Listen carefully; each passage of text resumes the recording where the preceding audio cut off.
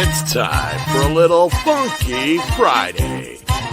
From their funky hidden headquarters, your hosts, Keith and Gary. Not Jerry. Thank you, Tom. You're so awesome. And what does freak your doogie? I need to know.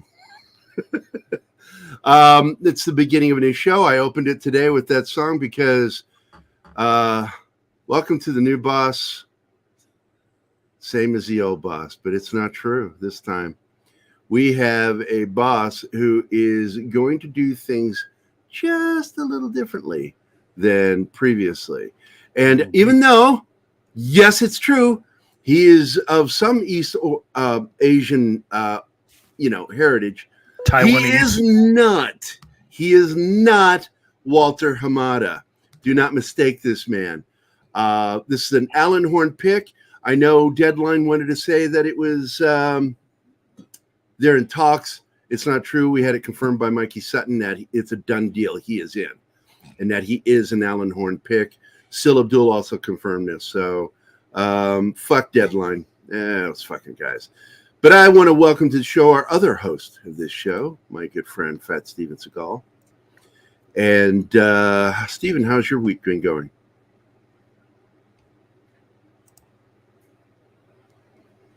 Okay. It is going well for Fat Steven, even though there was an incident today. Everyone is safe and sound, and he is here. And that's what's important, that we're all together. Yep. And then, of course, is Martin Acosta Santana, who is from Venezuela, Ohio now. There are three shitholes in Ohio. One of them is Venezuela, Ohio. And one of them is from wherever Keith is from. And the other one is where this guy is from, Scott. So basically, all three shitholes are covered on this show. At least there are no leaks. And then from the greatest shithole of the UK, live from Liverpool, is our good friend Viking. Yeah, we're proud of it. Yeah, whatever you said. I don't know what that was. And Scott, That's your fault for not having the subtitles you promised you were going to have here. and Scott, you I'm can gonna stay figure off it camera as long as you want, just in case Gary offends you, because we all offend.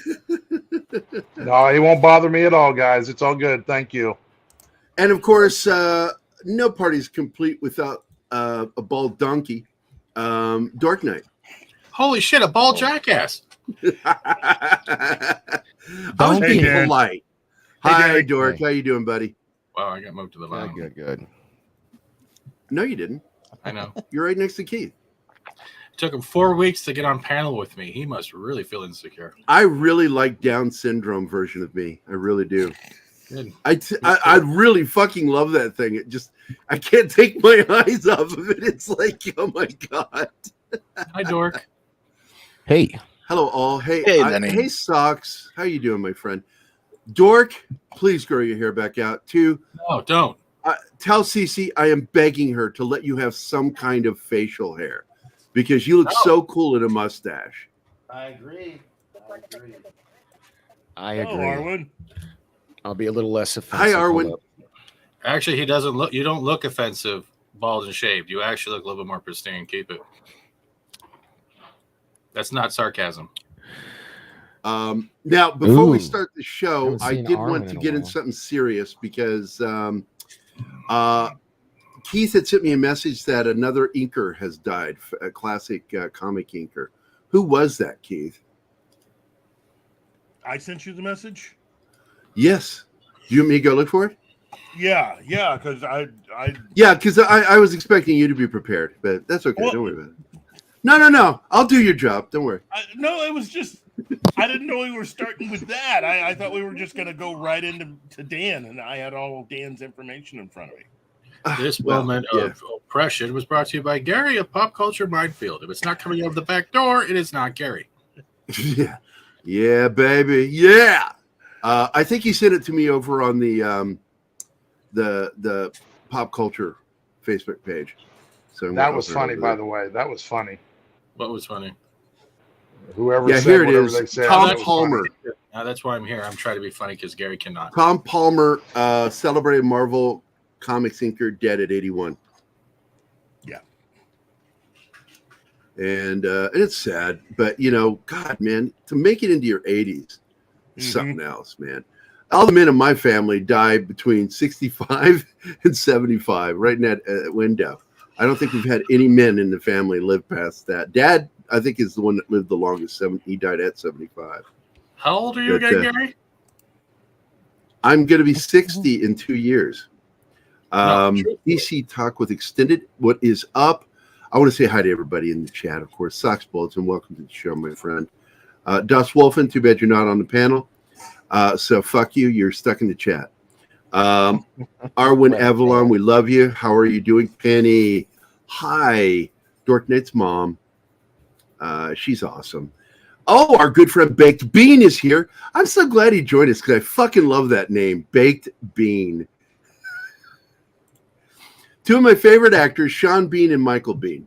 And he picked Michael Bean and not Sean. So that's okay. AF Watcher 88 is here. Welcome. How are you doing? DC Talk with Extended. I never know what that means with extended. I mean, does that mean you're walking around with your penis out all the time? Are you walking around semi-erect? He's like a caveman. Anyway. And that's it. That's all that's here right now. We've got 20 watching. The show will grow. We've got some new hashtags we went over today. PCM, hashtag monkeypox for nerds. Hashtag backdoor Gary. Nothing. Shut up. Lauren's talking. This is the only stream I have to wear a mask on.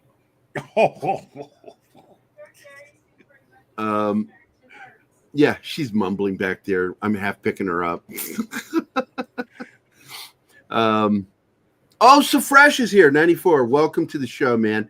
Well, we've got over 20 people here, so we can really get into this. I like waiting until we at least got 20. So this has been an incredible motherfucking week. Yes. As Sam Jackson would say, which he got from me because I was cussing like that way before him. Gary, you're right. It has been an incredible week. Gamescom launched a lot of great games, and we're not talking about that, but dude, Dune, and then we got the Rick and Morty team coming back, and then you got the Pinocchio game coming. And then we got the news of the Community. We got the news of the Community movie is happening too. It's there's not a date set to it. They're not in pre-production. They're going over script, but they are negotiating with all the cast. Mm-hmm. I'm assuming without one. In particular. Yeah. Did you guys get a ticket though? I got a ticket. I'm going to be going to the parking lot funeral for Batgirl and throwing nothing but laughs. Yeah. Do I need to show that meme I posted again? Should I post that? Go ahead and do that. Yeah, let me go grab that. Because it's so fucking brutal. It really fucking is. And I laughed so hard when I saw this fucking meme. Let me find this cocksucker. Oh, what happened? Oh, it didn't happen. Let me go to media. I post too much because of our channel. And Keith, somebody could be talking. Do I have to do all the talking? Well, listen, the directors of Batgirl actually had a video that they had posted on Twitter. Oh my God, get it for me. I need to laugh at it. And where they explain what happened, what the situation was. But here's the really cool thing. Unlike a lot of what Twitter's been saying that they are upset and blah, blah, blah, they weren't.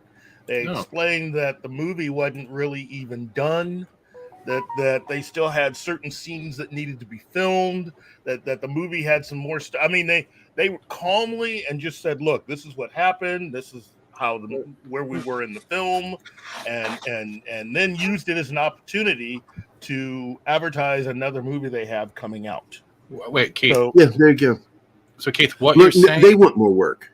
Oh, go ahead, Steven. I'm sorry. That's okay. But, Keith, what you're saying is they just destroyed the narrative of people trying to label Zaslav as a misogynist and hates women in strong films that's been pushing for God knows how long, that poker hand looks nothing more than toilet paper after I wipe my ass.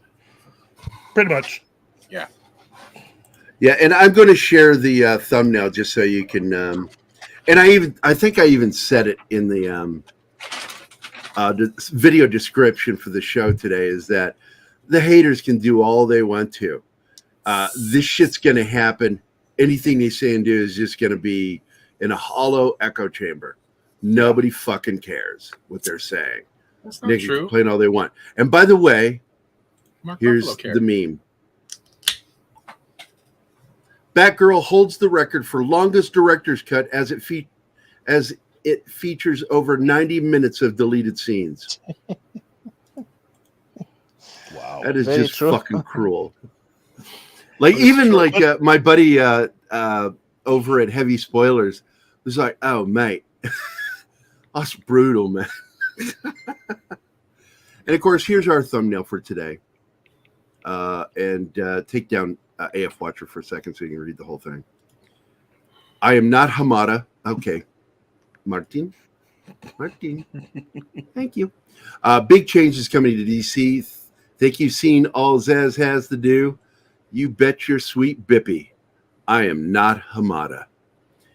This is just fucking exciting news. And the guy has a really good work record. Yeah, he's got a couple of stinkers under his belt as a producer. But he's got some great fucking movies. I mean, he is the producer of the two, because we got another one coming out, Batman Lego films. And I love the first one. I just fucking love that film. I loved his Lego movies, too. He's a producer on those. This guy's got his hip waders on, has been wading deep in producing really good content. And he works for Disney, too. Ugh. So, he's doing the Lilo and Stitch. No, I guarantee you the stuff he's going to be doing will not be like that. No, I have faith with Zaslav and Alan Horn back him on the choices made. That's besides that, it's just I'm hoping it goes the right way, especially with the way We'll see. came out. It was a success in marketing. We'll see. I'm not I'm not going to freak out over anything now, because too much good is happening right now. And but he also did one show that I can't stand. He's in charge of the Walker TV series, the remake of the Chuck Norris series. And they don't call it Walker Texas Ranger, they just call it Walker. And I think it's garbage woke. It's terrible writing, stupid fucking wine. Yeah, woker. There we go. Or as my brother would say, more bitter woke. So it's just been a weird, awesome week to be awesome with. Speaking of awesome, what? It's been fulfilling, though. I think that's the way you can look at it. It's been a fulfilling week. It's not too negative. It's not too positive, but there's enough content to pick and choose what you want to focus on. You want to do a hate click, do a hate click. You want to do a joy click, do a joy click. That's the whole thing, though. And I come from whether it's pop culture or gaming that's been announced this week. So there's high promise. And I'm happy as hell that KOTOR will never be made is now in a different studio, because I guess that studio was out of protest signs. Yeah. If I talk too fast, there's an ADHD button at the bottom of the chat you can click that will not work. Look, man, Ritalин's a hell of a drug. I'm not on Ritalin. What? Don't confuse me with your nighttime habits, okay? Wow. And he drinks his Ritalin juice. Yeah, it's caffeine. It's caffeinated. Yeah, Ritalin is a sub form of methamphetamine, though, Gary. But thank you for calling me a crystal head. Where's Fat Steven ever? That's right. Find another one. So here we go, guys. It's been an exciting week. A lot of shit going on. Zaz, I'm just simply calling him Zaz, man. He's just God, he's like a goat, man. Yeah. The guy's fucking goat. And we came up with a hashtag this morning, but I never remember things because I say things so spontaneously that I often don't retain them. And we came up with one that had to do with his name for a hashtag. Just Zaz something. I can't remember what it is, but I'll remember it eventually. And then I'll write it. Zaztastic. What was it, Martin? Substanites. No era. Zaz. I said Zaztastic. Oh my God, it's called a Zazageddon. Get it right. Or Zazagism. Yeah, I'm trying to figure out what Radism? I'm trying to figure the second part of that, Martin. What are you saying, or spell it out? Oh man, I'm sorry about that, Dork. I'm going for the chat. Yeah, go ahead and write in the chat because sometimes your beautiful accent confuses me. Confuses and terrifies me because it makes me feel so turned on. I'm so happy Keith is in between us right now. You cannot fool anyone. You feel nothing. Yeah, Zavzanites. Yeah, I think that's close. I'm not sure if that was it, but people who follow David Zaslav are Zazvanites. Yeah, that's correct. Zazanites. You are correct. That's what you said. Not no V. It's Zazanites. Zazanites. That was it. Kylok is here. Hi, Kylok. What? There are also many people that are against him on Twitter, right? Like getting angry that he's canceling everything from animation to live action, and angry that he canceled Batgirl, and then he went. He canceled woke cartoons that we wanted, that nobody else wanted to see. But I agree. Sorry. Go ahead. Viking, my bad. I mean, I agree. I totally agree with Gary. You know, it's things that we didn't really want. I mean, people are angry because he canceled the Dark Crusader or whatever Batman animation was because Bruce Timm was in it. But I mean, Paul Dini is not coming back, and it's a J.J. Abrams production. What were you expecting? That it's going to be good? We know that Abrams is a destroyer of franchises. Everything that he touches, he has turned it into shite. So. Well, and what I like about this, though, Viking, is the fact that this is a black eye for him. He's finally, eventually it's going to get out what he's done. For some reason, people in Hollywood are unaware of what we are aware of, that he is a destroyer of IPs, that he has brought wanton destruction to Star Wars, Star Trek, and he's going to try to do it with DC Comics. Mm-hmm. And he got one thing through. He did get one thing through, his work with fucking Neil Gaiman.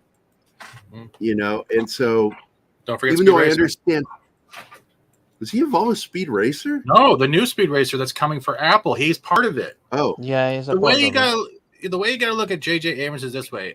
Just look at Super 8 and realize he's trying to destroy 8. He's trying to look like Steven Spielberg, but he lacks the ability to tell the story that Spielberg is good at doing. Yes, Spielberg lacks a fundamental understanding of irony. It's a frustration of mine with him.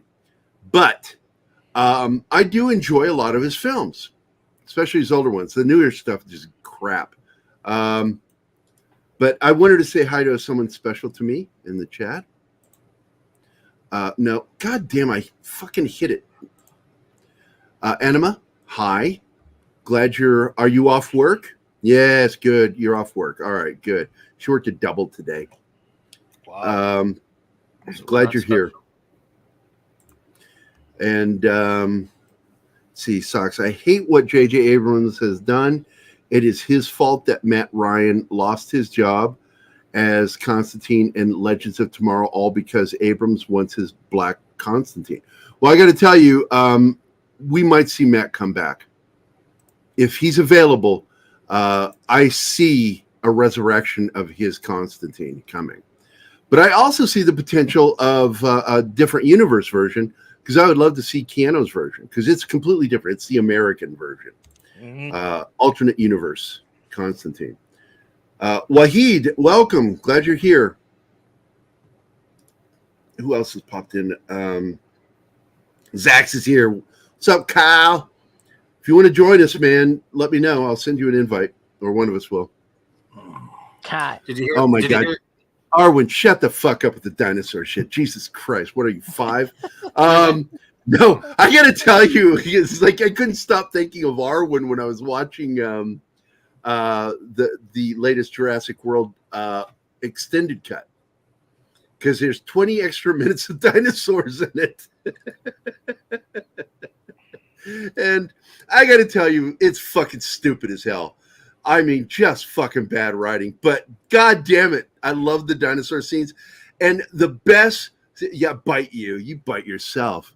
You Georgian fucking fangirl.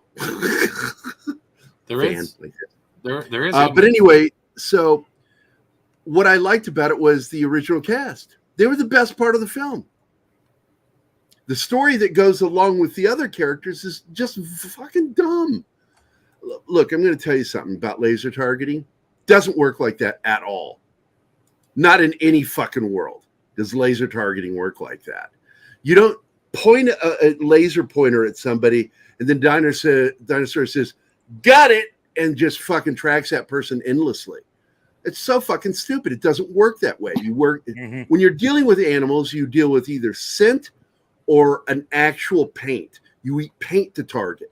Painting the target means there's a constant target on them. And you do that through a device. You tag them with a device, or you cause something to happen through use of a laser, a specific kind of burn that they are able to target. But there has to be a scent or a signal constantly on that target for any animal. I don't care how fucking intelligent they are. Well, Gary, a good prime example of that is for those that have seen In the Army Now with Pauly Shore, when during the final scene where they're trying to paint the laser on. And they're holding the laser guided system on it. You have to hold it on it. Yeah, that's how in the military, when you paint a target, you hit it with a targeting laser and you keep it on there, and the laser impact is what they're targeting. They need that. Once that thing disappears, they lose target. They're targeting the laser point, the paint job of the laser. But anyway, Kingsport Cal is here. What is up, buddy? If you can get close enough to paint the animal, yeah, I know, right? Like nobody would paint an animal, dude. But the whole idea of that thing just fucking irritated me. The two characters that just were not written well at all were the two other female characters, the villain and the villain that becomes a good guy, the pilot. And I thought these are terrible characters. And then they threw this, this fucking virtual signaling moment where she says, yeah, I'm into redheads too. And I'm like, oh, I get it. Yeah. Haha. It's like, writers on that. Colin Trevorrow, man, I expect better from him. That's two fucking films from him that are just garbage writing. And really, the last one wasn't bad until the last scene. And the last scene betrayed the entire film by her releasing those dinosaurs and then not getting killed by one. Because she had no business doing that. It was fucking wrong. Morally wrong to do what she did. It was wrong for the dinosaurs because they're going to get killed. This movie is not a good follow-up because we would have slaughtered those fucking dinosaurs. The military would have. They would have, sent out the National Guard and Air National Guard in particular and just blow the shit out of these things. And tag them. They would tag them. Not like with a pointer, but actually tag them so they know where they're at. They would probably let one go around to lead them to other dinosaurs. So it was just that ending was so atrocious. La Adelita is here. Hi. And I think Marshall was already here. I'm missing something. I want to see a Dennis. Oh, Villeneuve. Okay. I don't know if he could do one. I don't think that's in his wheelhouse. He is into the really long, drawn-out, slow reveal of things. I mean, he will wait till the third act to do a reveal. I mean, and I enjoy his films, but he is really slow on telling his stories. Too methodical. He's what we refer to in film school as those directors who think too much of their art and want to put out everything has to be like high art for some reason in their mind. And it leads to a lot of boredom and shit like that. And because even when you watch Dune, I love that movie. I loved it because it's the closest, nearest adaptation we're ever going to get, at least in our lifetimes. And still, man, it was long and drawn out. I tried watching it a second time. I was like, I couldn't watch it one viewing. I had to stop and come back another day to finish it. Wow. Fats, what do you think about Dennis Villeneuve dude making a Destiny movie? Shouldn't touch it. Yeah. Do you have a similar opinion to mine of him, that he's just a little too methodical? No, I just don't touch the Destiny franchise. We always see what happens when someone tries to convert a game into a movie or a TV franchise. No, they shouldn't touch it. Yeah, that's a good point, Baked Bean. He's focused on the beauty of the scene rather than making it fun and exciting. Which, look, when you're making films today and how much it costs to go see one, you need to put a little fun in there for the audience to keep them connected and initiated. Because you have to initiate a relationship, a rapport with your audience, and they need to be pulled into your film, and they need to feel in it. And when you start dragging, what ends up happening is people start remembering, oh, I'm in a room. Oh, yeah, a whole bunch of other people. I hope I don't get the Corona beer. But this is what made Dune also not something that I enjoyed, I mean, I've read the books, and the first one alone is quite big, and it's already lots of information that it's got there. And that was one of the failures of David Lynch's adaptation. But in the case of Villeneuve, his adaptation, the problem is that it's focused too much on the scene and making it beautiful and all that, and leaves lots of stuff behind. With all those the only thing I really loved about it was how in-depth they went into Duncan Idaho's character, because he is a far more integral and important character in the books. And I'm not going to spill it here. I'm not going to ruin it. No spoilers of Dune 2. No, and you are right. He has a major, point of interest in the upcoming books. Don't say anything. No, that's a spoiler. But they left behind a lot of things about when they finally arrived to Arrakis and how they treat people in a different way to the Harkonnens. I mean, all that stuff was left behind. Left out. Because the Fremen saw the difference, but they also, and what was echoed here is what happens so often, like with the French Indochina War to our Vietnam. That relationship soured to a certain degree with some, but a lot of the South Vietnamese really liked us and liked working with us. And that's the greatest betrayal of what our Congress did by defunding that war. And it got over 2 million people murdered by the communists.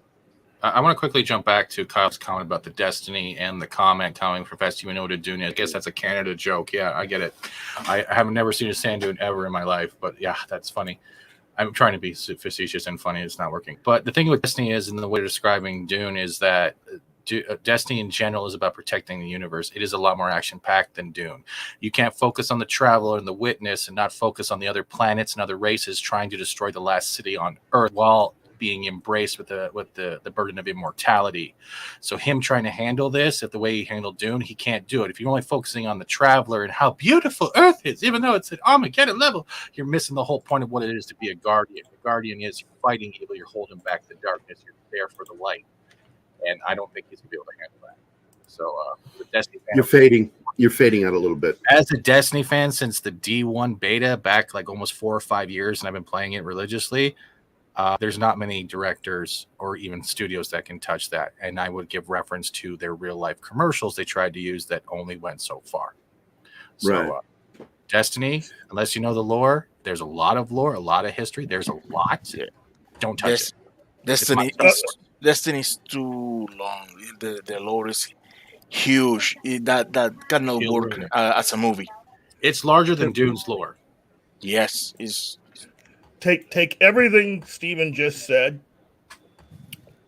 and all of that about Destiny and any attempt to make it, and basically I'll say the same exact thing except about Green Lantern.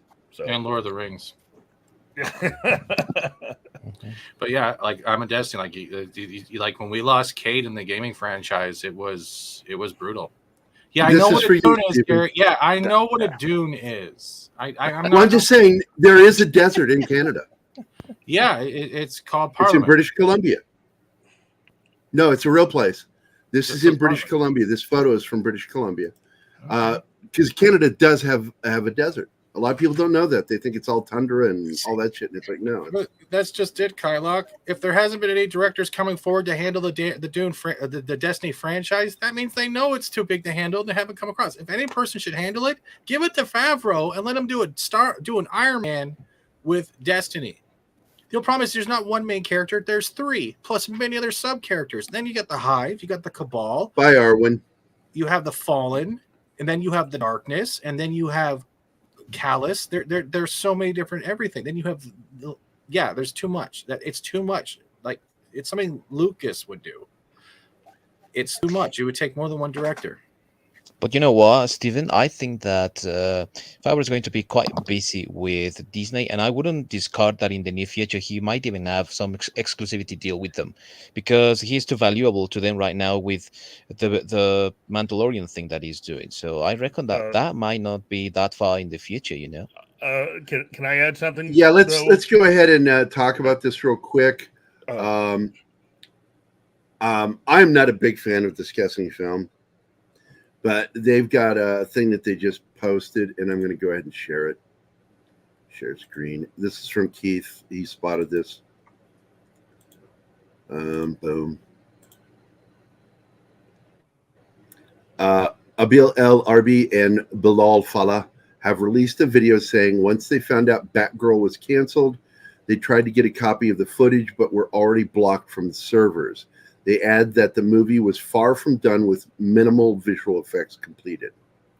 Principal shooting was done. Yeah. Yeah, I'm not going to be able to play that with my internet. Yeah, I know. But that's what that video is. It starts with them explaining that they still had a lot of work to go on that movie. It was far from being a complete film. And you know why they were blocked is absolutely Zaslav is sick to death of these insiders fucking trying to betrayed him. This is the same problem that what's his name over at Disney has been running into. People speaking out of turn, saying things that aren't supposed to be spoken in public because they're trying to. What is that asshole that you've talked about? I can't stand Bob Chapek. Bob, Big Bob.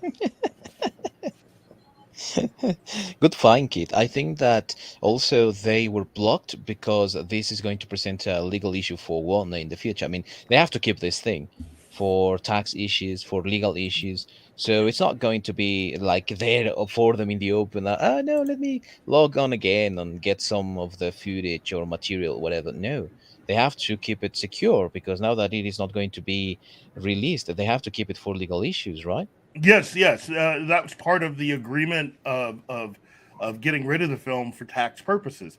You can't find it anywhere. Nobody can. That thing is gone. And even if you were to see it, again, I agree with a lot of you that I should say I understand why a lot of you want to see the movie. I'm trying to tell you right now, as I've been saying, you watch the movie, it's still not going to make any sense. Because you need the movie that's going to introduce the concept. That's like if you've never seen any of the MCU films and you watch Captain America, the First Avenger, and then you watch Avengers Endgame right after, you're not going to understand what's happening. Well, you're missing the middle movie there. The film that makes the transition to understand how Batgirl fits is The Flash. And since that movie has been changed to fit a different narrative and a different future for the DC films, Batgirl doesn't have any place to go. It makes no sense with any of the films that are currently planned to come out. Well, it's like watching the fourth Matrix, the newest one that came out, and then trying to go, what's going on? And then you watch the first one. Yeah. Keith, do you know, because I heard that they are delaying the Flash and Aquaman, do you know anything about the Flash, Shazam, sorry, and Aquaman being delayed? Do you know anything about the Flash getting delayed as well or anything like that? I didn't see anything. The big thing right now is that they're trying to salvage the movie. It's what Gary and I have been talking about as far as they've decided to go all in with releasing the film. So they've spent more money on it. There's probably more contracts and other things related to it as far as as far as tie-ins to product tie-ins, as well as merchandising for the Flash movie. Batgirl didn't have any of that. And so there's no real pressure, at least from the corporate end, to release it. And now that they decided to write it off for insurance purposes, the movie's pretty much just gone. And so the reason why they went ahead and had that showing for the people that worked on it was to give them an opportunity and to give the directors an opportunity to show at least the people that worked on the film where they were. And it's the real reason why you probably shouldn't be seeing very much more, as far as at least people that worked on it, saying how unfair this is. They now have a complete understanding of where the movie was. But as I have been saying again and again and again, the movie's never going to make sense. Ever. Nope. No, it's like a side project. It's like having like a Resident Evil series, like with Mila Jovovich, and then all of a sudden you're throwing in the Netflix thing that just came in that makes no sense. It's like when you get a game series and they're throwing in a game that uses the title but has no relevance to either a prequel standing, any of the characters, and is literally just some dude who's lost in the same universe doing a different storyline because we have no ideas. You know, Kurtzman Trek compared like to the real new Star That's not Shrek. Please stop saying that. I'm sorry. or the new Saints Row. That's just failing on its own. But there is an upside. I gotta throw this in here quickly. We are getting a new chapter to The Expanse, and that's thanks to Telltale Games. They're giving us the Telltale Games is giving us The Expanse and a new Tales of the Borderlands.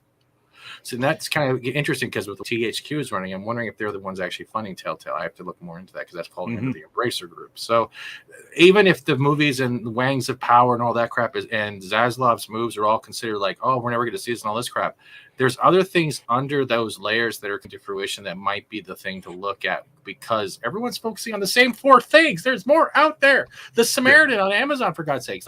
That's the big thing that's going to happen with Amazon. Amazon is going to suffer immensely when it comes to September and this Wangs of Cowering drops because no one is the same thing with Disney and all that crap, how no one sees the film. They only hear Disney or Marvel or Lucasfilms. The same's going to happen with Amazon and anything good they do have after Wings of Power comes out because it's going to destroy that because they're only going to think the lies. They're not. But you know what, Steven? Also, the situation here is that Amazon already said, thanks to Business Insider, that no matter what, they are going to spend it like Rings of Power is going to be a success for them because they need it to be a success. It's not going to be. You can't beg people to. It's not going to be, no. In its own right, it's not going to be a success, but they are going to spend it like that. And we have seen the same narrative happen also with Captain Marvel, for example. We also saw it with... I think it was the Miss Marvel show. We saw it also with the Star Wars show, some of them, Obi-Wan Kenobi, so it's going to be the same flavor. No, I agree with you. Amazon. I agree with everything but Miss Marvel. Miss Marvel was also aimed at a market where a lot of people are from that I guess ethnic area or that religion or that whole lifestyle. They actually appreciated and enjoyed it. So I think actually, and then with all the research they fixed a lot of the crap. I do think Miss Marvel is not in that category because I've heard what Cameron Pasha talks about, other people talk about it, that it was a very respectful nod to a lot of the culture represented within that. As much as the hero aspect might have been like, what the is going on, there was a cultural aspect that was very well respected, and I think it falls outside of that group. But that one does not make up for the many we're seeing. Also, let me also clarify something. I know that we had talked earlier about a certain person currently working at Lucasfilm that a lot of people don't believe could actually leave. He very well could leave. Pablo? Okay. Kathleen Kennedy is going to get her way on everything she wants to do, and she has a lot of stuff coming. Okay. I know that there are people out there that want Jon Favreau to be the guy. There is no way to make that happen. Okay. At this point, Kathleen's going to get her way with everything she wants to do at this point. And it's believed that this is actually going to play into what Bob Chapek wants to do, which is allow her to completely and utterly fail. Okay. So she's going to have to get her way for now. And the rest of it's just going to have to take its time. Yep. And in that time, Favreau may just decide to leave Disney for a bit and maybe make a movie or two for different people. But Well, the Keith, big thing is that one of the people that's been talking to Favreau is James Gunn. And when you combine DC. that along with having Alan Horn also over at Warner Brothers, that's a very tempting offer for someone like Favreau. And again, just because he goes to Warner Brothers and might make a movie or two does not mean he's gone from Disney. It just means no. that he's not going to get his way with what he wants to do. No, but Kit, do you think that maybe he can have an exclusivity contract or something under Kathleen Kennedy because he's been so successful? And I think that in a certain way, Kennedy's also relying on him too much that he might be getting something like that. How about this? Would you sign a contract like that to work under Kathleen? I wouldn't. I wouldn't at all. I don't think he would either.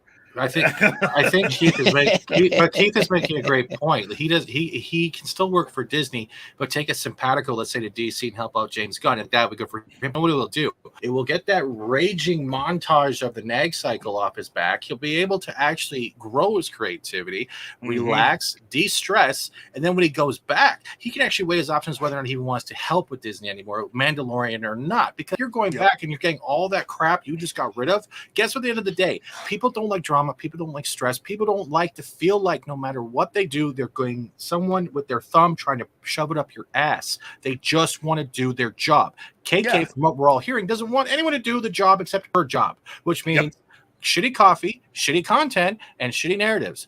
Favreau doesn't work like that. And I go back to Iron Man 1 and even the movie Chef.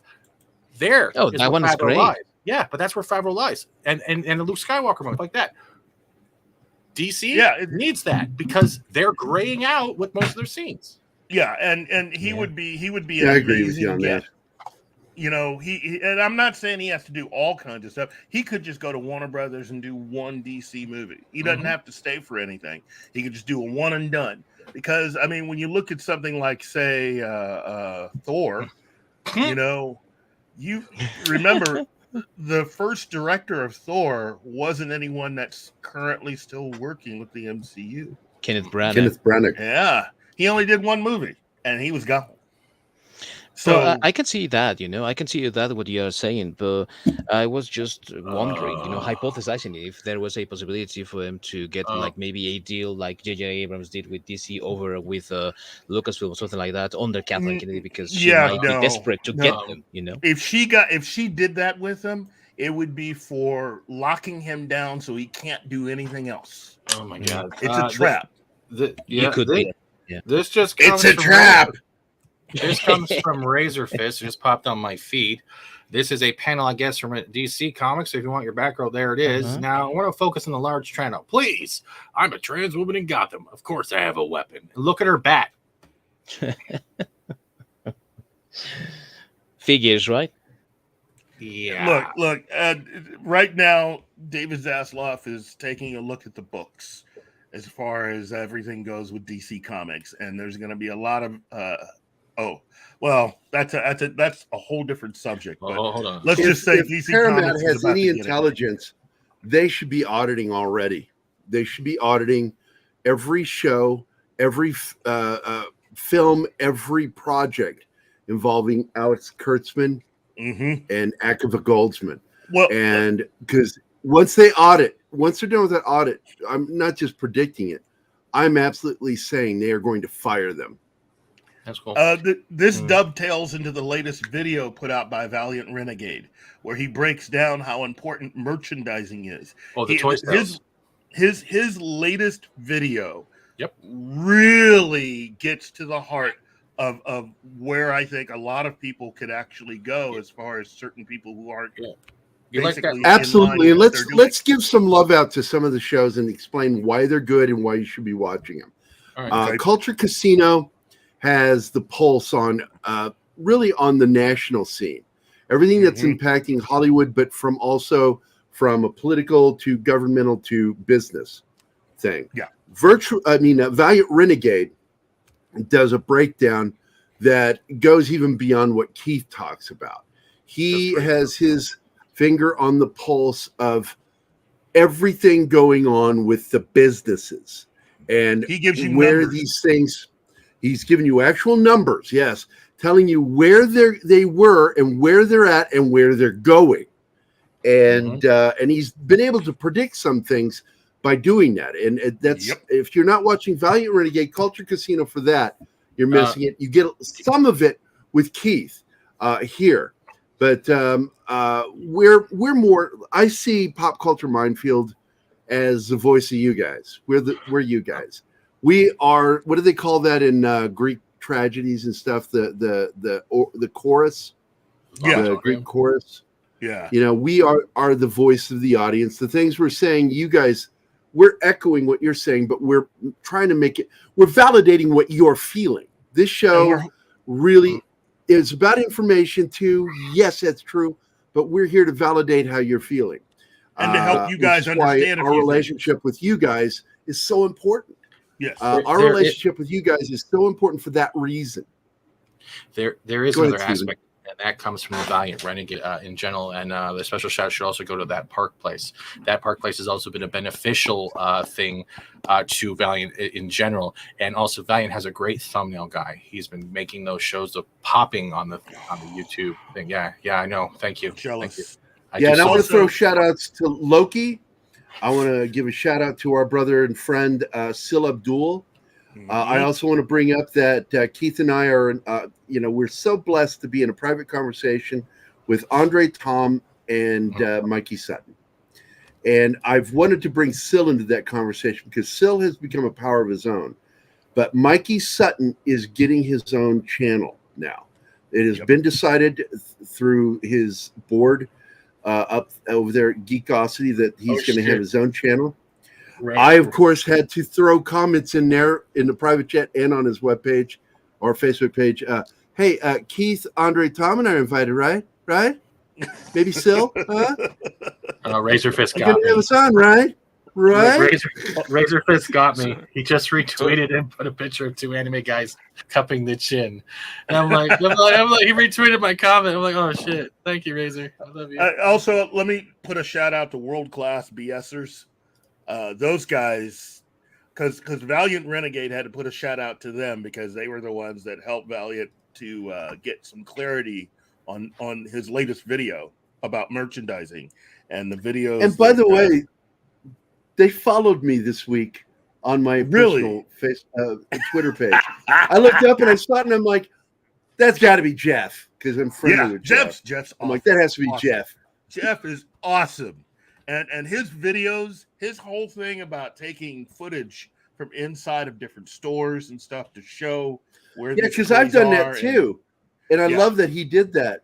Because whenever I go to Walmart, I take snapshots of how shitty the Star Wars section looks.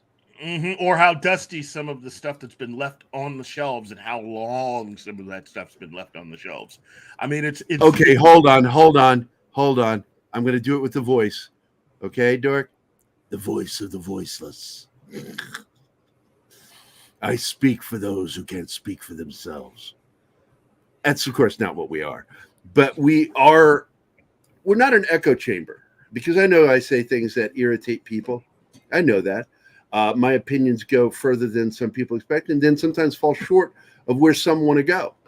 But the fact is, though, this show is about being the voice of our audience.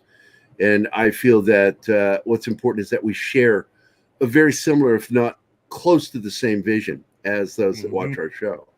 And it's why, like right now, we're at 25, it says, but the fact is, you watch. By the end of the weekend, we'll be at about 200 to 400 views because people dig what we're saying. They like it. And we have fun. And another one, by the way, before I fucking forget, Zax, a.k.a. Kyle. If you're not watching his channel, that guy was doing Martin's job previously. And I said, no, you should stretch your wings. I didn't mean for him to fucking leave me, but that's what he did. He spread his wings and he fucking flew, and he's got a great show. Pat S. and I were talking about it today that he and Mexican Iron Man, we all agree, man, that's a show to watch. He's got a voice, man. I like what he's got to say. I mean, he sounds kind of snotty, like he's got stuffed up nose or something. That's not what I meant by voice. No, I'm just kidding. He's got a great voice. He sounds great in public. Keith's the one that sounds. Keith sounds like he needs to blow his nose sometimes. There you go. Also, Loki, big shout out to Loki. Gary. And love his morning show. Love the fact that he follows us and on top of just being a really cool guy. And an amazing, all-consuming shout out, of course, to again to Midnight's Edge, because it's very important that you understand. We wouldn't exist if not for Midnight's Edge. That's right. Those guys, we stole their cookbook. Yeah, and sometimes all you need is a voice. A voice is all you need sometimes. And I sound like this. But Scott, you have a great point. All you need is a voice, but you also make sure that your voice is heard, no matter how many people try to muffle it. And that's the biggest battle. You can talk, but if there's no one there to listen, or everyone's wearing earmuffs, you'll never. Oh my God, are you going to start whining again?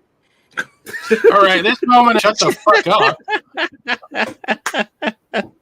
Yeah, that's just not. I love you, Steven. I love you. You know, there are just so many people out there that are doing incredible work, and I'm a fan of. Do you want me to try again? I mean, should I start? That was insane. Oh, okay. Okay, go back with more feeling. Okay. Say action. Oh, action. And the other thing about many of the people that we admire. Cut. No, it's just not working. One more time. Come on. Look. If you need me, I'll be in my trailer. Okay, I'll be in my. Cameras trailer. are rolling. Action. Are we going live? Okay, we'll do it live. This is why you and I are friends. More natural. More natural. More natural, yeah. We're going to be doing a panel next month down in Arkansas at ExtremeCon. I'm looking forward to taking the show back on the road again. We haven't done that in a while. It's going to be fun. It's going to be a lot of fun. So, Keith has a clacker too. Keith, show your clacker, not your dick. Your clacker.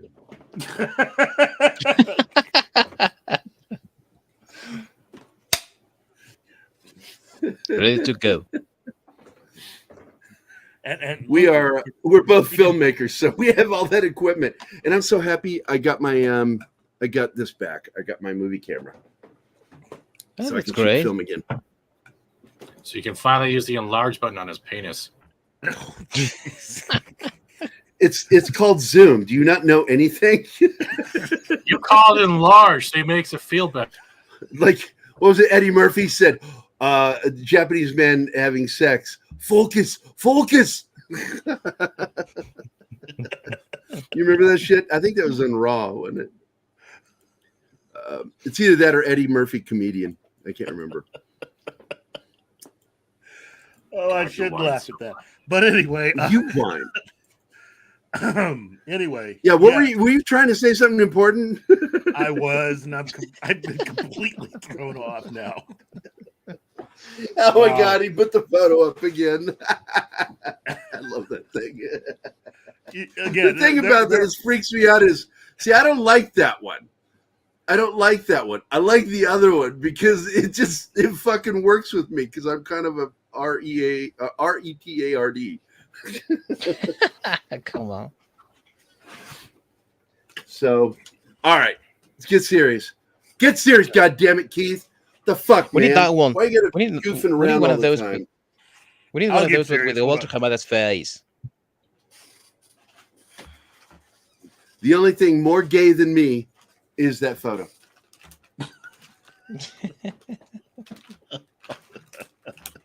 Sorry, I'm getting some water out so I can hiss it. Fuck yeah, I love that dude, man. I get to hang out with him every once in a while. It's fun. He's good. He's good people. And by the way, the other thing that you can catch me on 90% of the time is Toxic Tuesday with 32 Flavors and Nick Weiser. I love hanging out with those guys when I get a chance. Now, Latino Slant, I'm glad he popped in here because that is another one that we need to talk about because Paulie works in the industry, so does his woman. And he put together one of the single best interviews in the history of any of our shows, which is when he got the the cast and crew together from, I just forgot the name of the film. Polly, what was the name of the film? Shit. I keep getting the name Stand and Deliver in my head, but he got the director and some of the cast, and he actually had, during the show, while he had the director on, a very famous actress who happens to be married to the director pop in. She photobombed his show. If you want an opinion on shows, and yes, it's from the Latino slant. He looks at things from his Hispanic perspective. But the fact is, he's got great knowledge, and I would refer to him as knowledgeable, if not more so in certain ways than Keith and I together. That's right. That's right. So Latino Slant is a show you should be watching. Harley is the man. And of course, he doesn't have Martin on because Martin's not Hispanic enough. Because he lives in Ohio. He's from Ohio. His accent's fake. You can take it from this aspect. Poly or Latino Slant takes the way he does his content, the way he's actually been involved with it, whether if it's his other half or himself personally. And he applies his personal aspects to the people he meets, invites on, whether it be Santana, actresses, directors, etc. Absolutely. And then delivers it not only for people who can speak English, but also tries to hit the Espanol market at the same time without making you feel like you're dumb for not knowing what they're saying. Is that right? Yeah. Polly's you nailed it. I mean, it's Polly. Hey, Gary. And Polly's passionate about what he does too. Yeah. Unless it's KOTOR. Yeah. And then I hope what Martin? Fixed.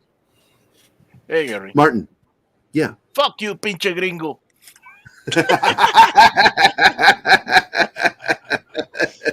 That sounded angry. I actually know that because my brother, who speaks fluent, he spoke, because I lost him.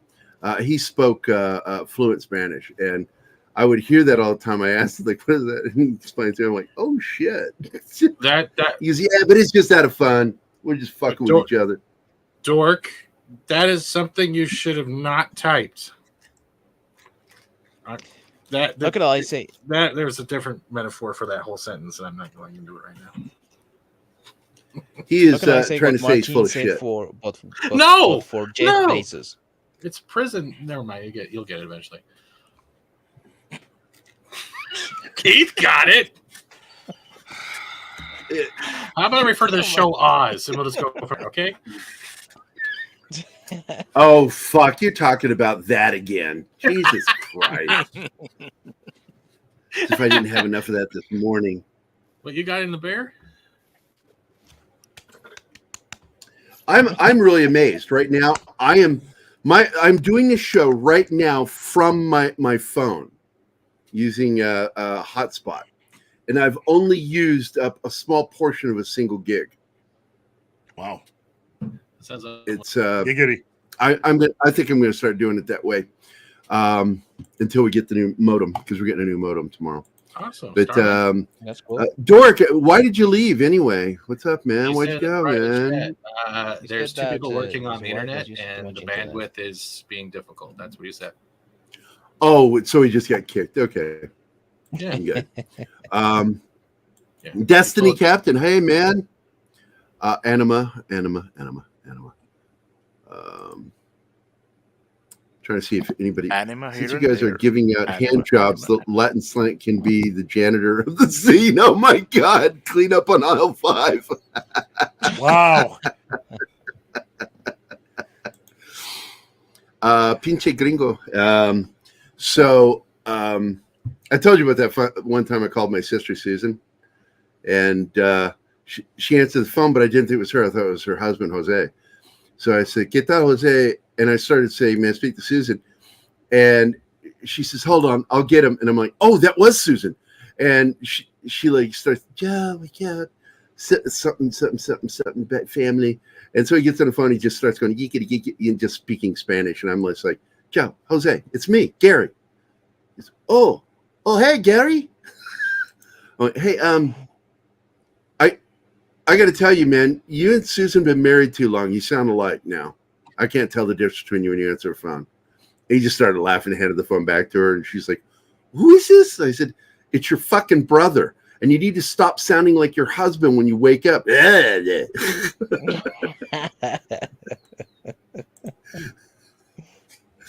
Yeah, I scored some points that day. Yeah, you did. Yeah, you could say that.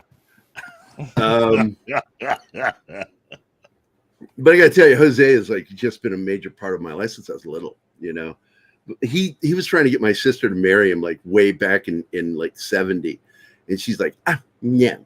And he managed the restaurant that my mom managed the bar of, and so he was my babysitter when she brought me to work. I would hide in the kitchen and watch Disney on TV with him in the kitchen, running the whole kitchen. I can love that restaurant. It's on Camelback in Phoenix, Arizona. The American Mexican restaurant at Camelback. It's not there anymore. It's now a strip mall.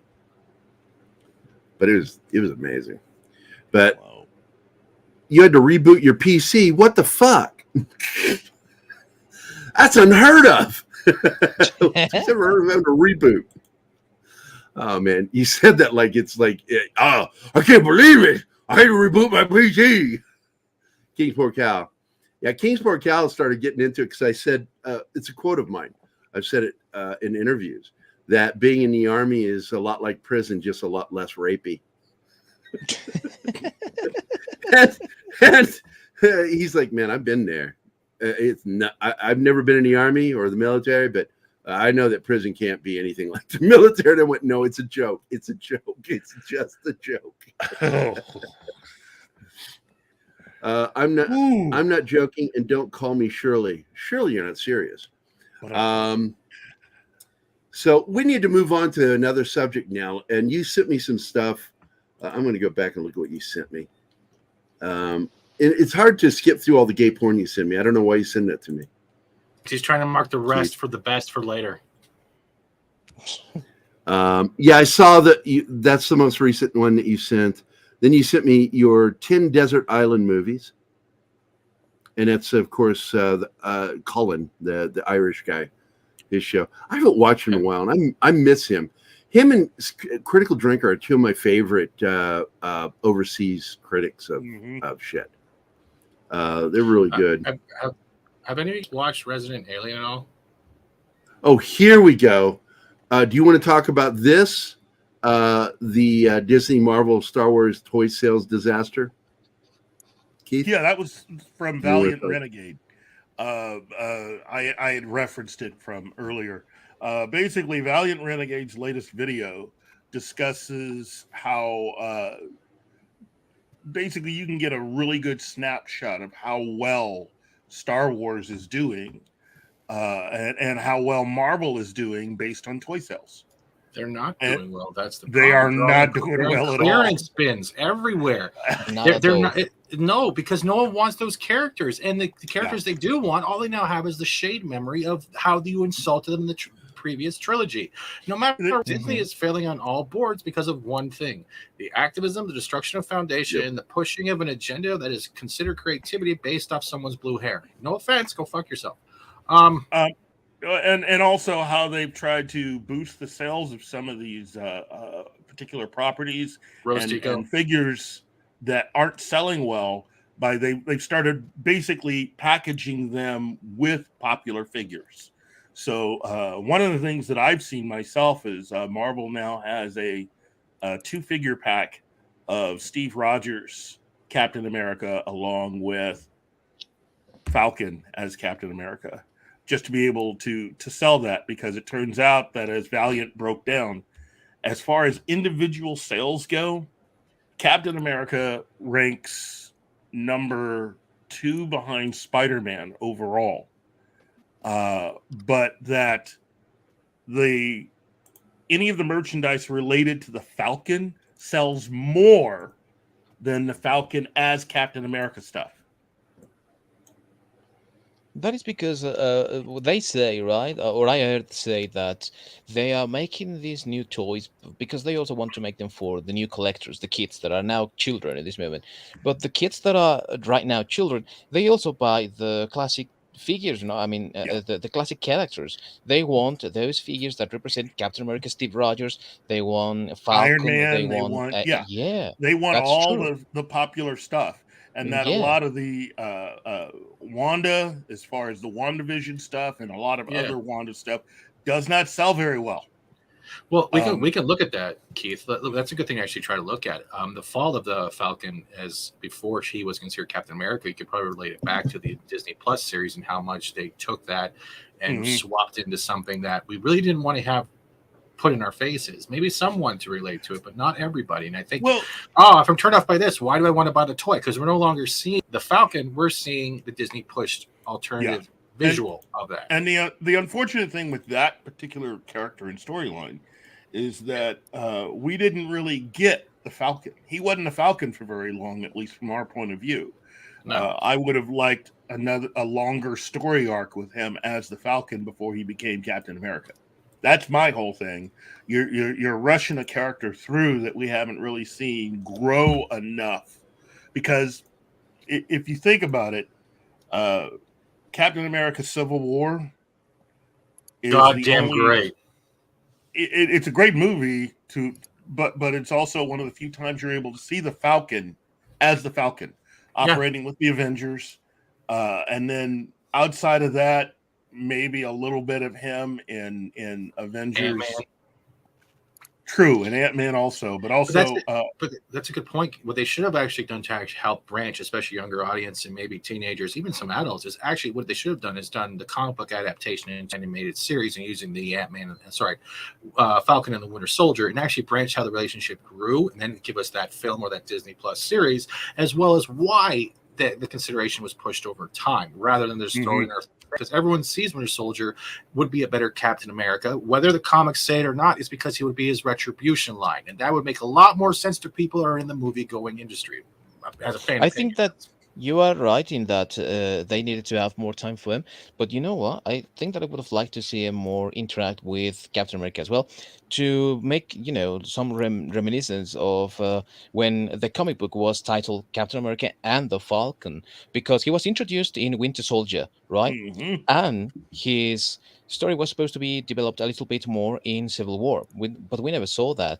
So then we could have had another movie, maybe Captain America and the Falcon, where Falcon has center stage and we have his character developed a little bit more, Because I love the Falcon. The Falcon is like one of my favorite comic characters of all time. Mine too. And we didn't get enough time with him. I wanted to see him be the Falcon. Well, and also Falcon. Also, as I've said before, when talking about what went wrong with the Black Widow movie, is they didn't spend enough time developing the non-superpowered heroes from the MCU. They didn't spend enough time developing a lot of the non-superpowered characters, and that's really what Phase 4 should have been. The foundation of Phase 4 should have been the non-superpowered characters. Black Widow, Hawkeye, Falcon, and a lot of the streetwise heroes. In fact, they probably should have considered having the Defenders be formed in Phase 4, because it's more of a streetwise version of the Avengers. They also should have, but the other thing also kind of screwed up too, how they took away or de-evolutionized the Black Widow vision itself. They took away the sex appeal in a way. They made her look like a flat board. They gave her a very bland costume, and that took away the eye contact. If your eyes are drawn to something, you're not going to pay attention to it. And I think that was also a depreciation of depreciation. Thank you for the translating for me, because I'm talking Swede for some reason. Well, also you're talking about the fact that they gave her like superhuman abilities. And again, as I keep arguing, there is no way that any Black Widow movie should cost more than what it took to make a Bourne film. Yeah, none. Yeah. If you're spending over $100 million making a Black Widow movie, I'm gonna tell you, whoever's actually producing and shooting that film, they're pocketing a lot of that money. Okay, It went from boring to boring. Oh yeah, totally.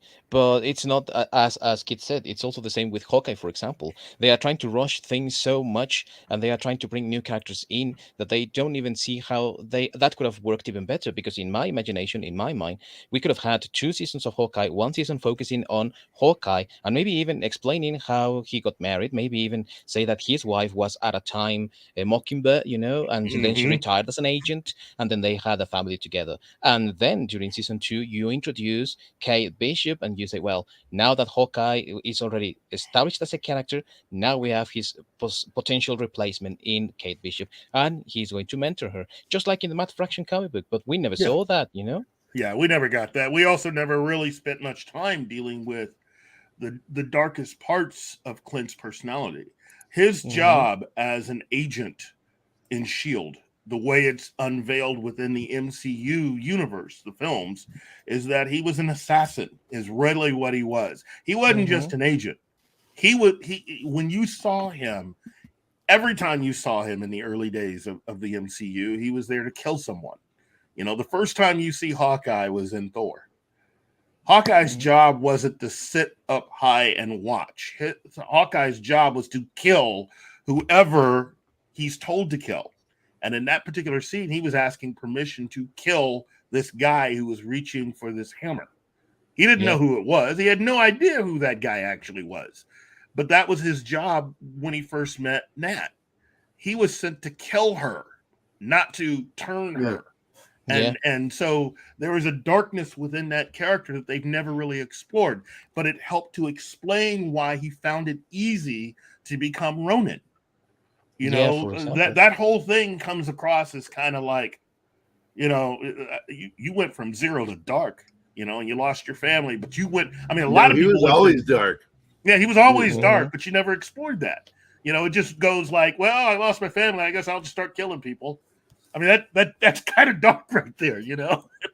And makes everything look a little fragmented because if you remember the end of Winter Soldier in that movie, all Shield's secrets were revealed, which means that also Yeah. Hawkeye's activities were revealed, and he Yes. was never on their own. He was never trying to protect his family. Yeah. We just saw him trying to side with Captain America to go against Iron Man with Civil War, and then cut to him being there in Ronin Endgame and all that. It's Hmm. not doesn't make sense. Yeah, and again, it was, in my opinion, it's kind of poor planning. Yeah. I understand that all of your big superhero, your A-list characters, are what you want to put out there, but if you don't pay attention to your not as powerful heroes, I mean, Marvel. Part of what made Marvel Marvel was the fact that they treated all of their characters the same, whether they had power or not. It Yeah. was about really getting to the human aspect of being superhuman. And the moment they started to lose that, in my opinion, is really where, for me, Phase 4 failed. Because Black Widow should have been the ultimate Bourne type adventure, but it was set within the MCU, you know? Yeah. And then with Shang-Chi, you're going to take a character who really is more Bourne than Bourne and just give him magical abilities and make him a superhero rather than a guy who has a one-man war against his father, who is the ultimate criminal element on this planet. Yeah. It should be like John Wick, except John Wick slightly younger going after his dad. Or it would be like if Luke Skywalker decided, instead of becoming a rebel, he's just going to take on the entire empire to go at his dad But on by his own. himself. Yeah. That's what it should have been. Shang-Chi is that story. It's not what they gave you in the movies. And you've lost so much character development, so many opportunities to help develop the characters who do not have powers. And you would have been able to come up with a different version of the Defenders than the one that you had on Netflix. Because they kind of already did it, didn't they? Technically, man is a dude with no powers. If it wasn't for his suit and his tech and his brilliance and the money behind it, he would not be Iron Man. If you look at it, yeah, the cave. If you want to go with the first suit with the limited stuff, but at the end of the day, they already were starting it with Tony Stark. Tony Stark is just a normal human being in a suit. Yeah. That's it. He's still a playboy. It's the Batman of the Marvel in a way, if you want to call it that. As much as that sounds insulting, I don't know why. True. There were only 3 original Avengers with superpowers in the movie, right? Yes. Hulk, Captain America, and Thor. Thor, yeah. And then all the rest were, the people that didn't have the powers. But we loved their chemistry. We loved the way that they worked. And a majority of phases 1 through 3 was really giving the more popular members of the MCU. They took a lot of space. Of course, then again, the actors playing those parts, they got paid a lot of money. But you only have one Black Widow film, and every time you saw Nat in any of the MCU films, she was a very a very realistic character for being in a superhero film, but she was easy to understand. And especially when you see her in the Avengers, the first time you see Natalie in the Avengers movie, and she's in the middle of a mission. Now, the Black Widow that you see in the Black Widow film would have wiped the floor with all those guys easily and not broken a nail. Although Natalie that you see in the Avengers, she's an assassin, but she's also a spy. That's not what you get out of the Black Widow film. You get someone that does all these hero landings and is able to jump fantastic heights and fall and destroy things and kill people without even thinking about it. Collateral damage lady, but it doesn't track is the thing. The movie does not play. It doesn't make sense compared to the character that you've watched up to that point. And Hawkeye really is way off base. Don't get me wrong. Love Kate Bishop. Love her as a character. That entire thing should have been built around Clint and his history and trying to understand. Because, again, you're reaching the end of contracts with people. Okay? You had actors that were leaving. And this is your final opportunity to really understand who these characters are before the actors run out of contract and you won't be able to use them again. Why not just use that opportunity to show stuff that you didn't have time to show in a lot of the movies? That Hawkeye miniseries should have been about exploring Clint's history from as a child with his parents, and trust me, that's some dark stuff, all the way to and through him joining SHIELD and meeting Nat and tie that into the story that was being told. Even though you had Kate Bishop there, a lot of your flashbacks should have only concentrated on Clint. And since you were already bringing in a new protagonist, then you would tell her story in season 2 of the show. Yeah. I mean, she wasn't going anywhere. That actress has signed a multi-year contract. It wasn't like she was going anyplace. So if you have a season 2, you could explore her history. And that would have been easy. But it's all gone away. I mean, it's really poorly planned. And which is surprising given what phases 1 through 3 were. And then you get to phase 4 and, you go from street level. Oh, wait a minute. These characters that should have been in phase 6, we're going to bring the Eternals now. And they are the odd ducks. Oh, God, those toys are not selling. Those toys are not selling. They're standing there on the shelves like old pizza. No one wants to touch it. But it's future compost is what that is. Yeah. It's compost. Nobody wants them. Wait till you see like a whole wheelchair built out of Eternals figures. That's what you're going to see. Well, but the thing is that they're going to do another movie. So they're really going to try to jam the Eternals down our throats. No. I know. But again, the first one. No. To me, the most obvious thing is that there is a major mistake that has been made that Gary has identified, I've identified, anybody that's been paying attention to phase 4 has identified, which is, you have this Celestial that is now, spoilers, that is now kind of sort of, there. Solidified. Yeah. It's kind of sort of there. And outside of the Eternals film, nobody references it. Nobody talks about it. for having a universe that up to that point, a film series that was good at connecting all your films and creating this reality, it really does seem like the Eternals is its own reality within the MCU. I mean, seriously, if you were to take the Eternals out, it has had no effect on anything that you've seen in Phase 4. I think that it also has to do with the fact that some of the stories, like series and movies as well, were supposed to be released before the Eternals, but because of the pandemic and all that, they were delayed, many of them, right? So maybe that also is why. No.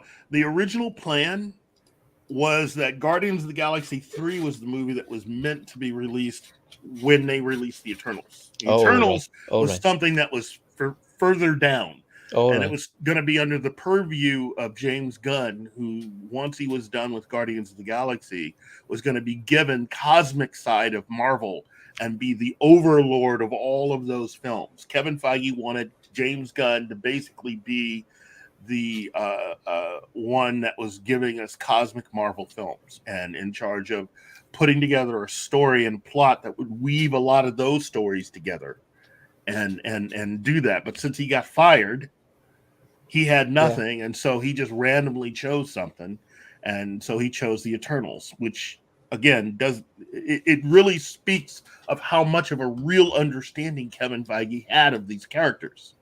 You know, if you're going to choose something to replace Guardians of the Galaxy, I would have chosen something quite different. I mean, really, if you take the Eternals out of all of it, it's really a lot of streetwise heroes, the non-superpowered heroes, with the exception of Spider-Man. But it's all really just that. By adding the Eternals in, which really doesn't open up too much, except for, the end of that film, outside of the whole Celestial coming out of the Earth, the rest of that film is going to take place somewhere else in the galaxy. And so, Marvel's still headed out that way to do that stuff, but you're headed out there with characters that nobody really cares about. Yeah. So, if you're going to a movie and the first thing, like what movie was seeing, and the first reply is who, you're already in trouble. And big time. Yeah, you're right, Das Wolfen. Nova would have been a good choice. To me, Nova should have been the film that they had instead of the Eternals, because there is an Earth connection to that. That is a little more solid than what you got with the Eternals movie that they ended up making. And it continues with the Guardians of the Galaxy story as well, because we had a hint at Nova. Yes. But, again, this lets you know that while Kevin Feige is a smart guy, he is capable of making mistakes. And the Eternals is a big mistake. It's a big mistake, because now you have all these films not making any sort of, again, the whole thing with the blip and all the people that have winked out and then winked back into existence is carried over in all of the films they had. Okay? Eternals. Yeah. There is no carryover from what they've done. You look at even the Disney shows, there is no mention of any kind of celestial coming out of the planet. Yeah, and of course that creates major plot holes in the whole story, in one movie only, but the whole story. And that's what many people have pointed out. You have pointed it out too, and Marvel seems to just not care, and they are making similar mistakes too when Netflix was running the shows, and they said, oh, they are connected to the bigger MCU, but it was really not, because Hypermuter didn't allow that to be. So it's the same thing now, but with all the things that now are owned by the MCU and created by them as well. Yeah, and that's the reason why I think they're going to have a lot more problems going forward. Again, I know that there's a lot of doom and gloom people out there predicting that DC Comics is dead. I don't think DC Comics is dead. No. But they are getting audited like nobody's business. I mean,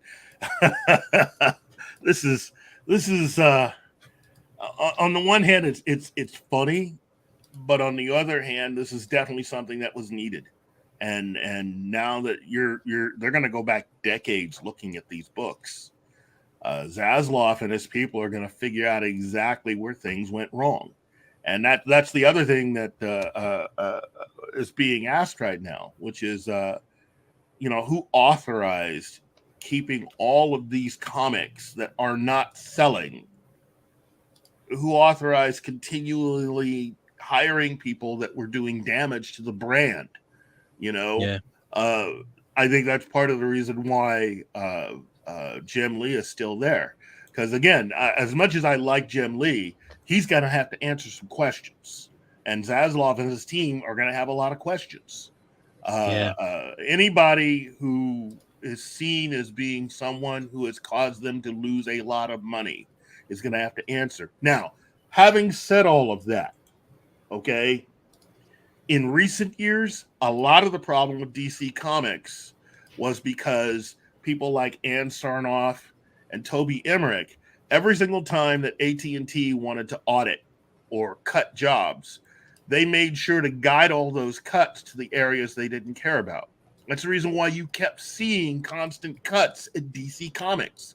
That had nothing to do with DC Comics not living up to the bargain. They didn't care about that.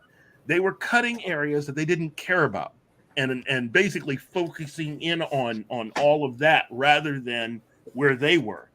And that was the frustrating thing with AT&T. You were getting all these cuts in areas that didn't make a difference, so that a year later you're still having problems, you're still having money problems. It was frustrating to them, and that's the reason why David Zaslav got brought in, because the people that were running Warner Brothers were basically screwing with the money and having parties and doing whatever they were doing. And every time somebody would suggest, well, let's make some cuts, that's how you well, then those cuts only focused in on the areas of the company that they didn't care about. They didn't care about DC Comics, so it was easy to start firing people. But in doing that means you allowed in a lot of these YA authors who had no idea what they were doing, and you were driving DC Comics straight into the ground. That's what Zaslav and company are finding through audit. And you got to realize that a lot of these people, and this bleeds over to people like J.J. Abrams and Alex Kurtzman and Akiva Goldsman. All those destroyers. That they think that they're successful because they're getting paid. Mm-hmm. They're not looking at the success of the show. They just assume that it's successful because they're still getting paid. Yeah, so they're like thumbs up, and they keep supporting the same stupid ideas. Yeah. And that's going to keep working. And it's just you've got a wheel of cheese, and you're just whittling it down. Well, eventually that wheel of cheese is nothing. And what are you going to do then? They lose. They're the idiots that think that I still have money as long as I still have checks. That's right. Yeah, I can't be broke. I still have a full checkbook.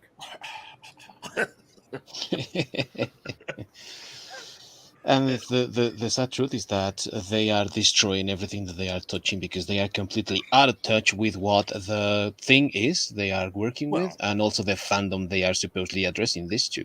Yeah, but they don't care. They're there to drain the money out of wherever they go. Everything that they've been in contact with is about getting as much money out of whatever they are in charge of as they can. Okay, the only thing based on interviews that he's given, the only thing that JJ has been involved with that he truly cared about, according to him, was Star Wars. That's it. He didn't say anything about, growing up, I was reading a lot of Superman comics. No, he wanted to make a Spider-Man comic with his son, which he never really finished. I don't know if that deal went through. I've never seen that book hit the shelves. You can go to YouTube and find that video where he and his son announced that they're doing a Spider-Man comic. Yeah. Really? Because I've never seen it, but hey, whatever, it's JJ. But say what? But ultimately, I do feel bad for those particular individuals connected to JJ that may have been fans of some of this stuff. But for the most part, I mean, the Batman. I know I keep hitting that film over the head, but sucked. Read the comment from Kingsport Cow, Keith.